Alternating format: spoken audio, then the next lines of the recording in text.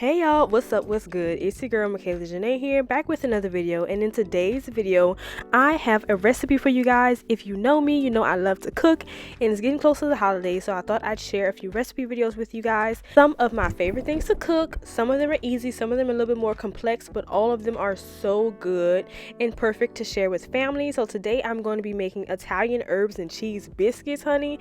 And when I tell you they are easy and delicious, they are literally two main ingredients, and then you have your cheese and your different spices, but all you need is some heavy cream and some self-rising flour to make these biscuits. No butter, no buttermilk. It's so easy. Like, you cannot go wrong with these biscuits right here. All of my different measurements and ingredients will be in the description box, so make sure you are clicking that little link to see what I used. But this whole thing was done within an hour. Like, my family was eating breakfast in no time because it took literally like 20 minutes to prepare and then maybe 20 minutes to cook in the oven. I did set my oven to 450, which is very high, but biscuits are a hot and quick dish to bake, so keep that in mind. Your oven may be a little bit different, but you want to go as high as possible, close to 450, 425 to get these baked. I'm using heavy cream right here. And another thing I like about this recipe is that it's easily adjustable. In today's video, I just only want to make two huge biscuits, so that's what I did. With these measurements right here, of course you can make them smaller and make more, but I just wanted two. My dad doesn't like biscuits all the time, so I just made one for me and one for my mom. And when I tell you these biscuits were gorgeous, they were gorgeous. Now today I kept it a little simple and just did a quick little sausage patty to make a biscuit sandwich, but in the future I could already see myself adding an egg to this. A good fried egg would be so good on this biscuit sandwich, but you know, I had to keep it simple. I was in a rush. I was ready to go to church. So I just wanted to get this little meal in really quickly this morning. Now, one thing about this dough is that it's going to be kind of wet. So you want to make sure that you're adding more flour to your surface to where it's incorporating and getting it to join together. It's going to be very shaggy, but as you work it together, it's going to come together perfectly. Like, just by looking at it, you can't tell how good it's going to be. But it's gonna come out good, I promise. Just trust the process.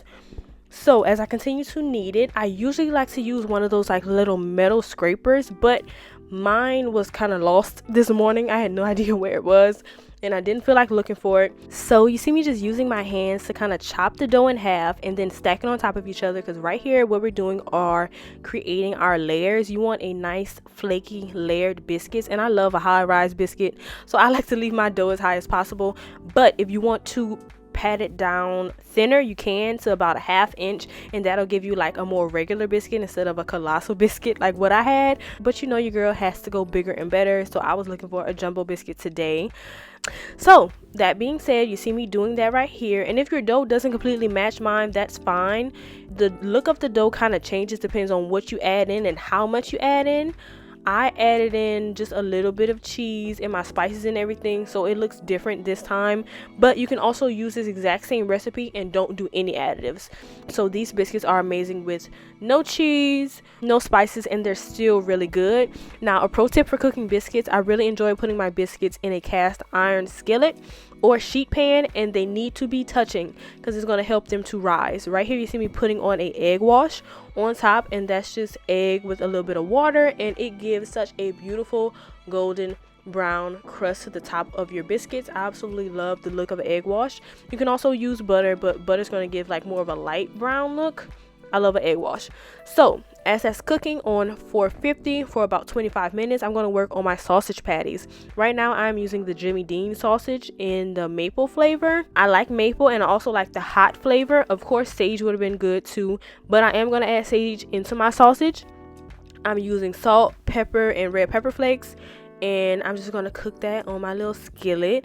Make sure it's done all the way through. Don't try to like brown the meat first. After you brown your meat, try to bring your temperature down on your stove back to like a medium heat, so that the sausage is cooked all the way through, especially if you're doing a thicker sausage patty.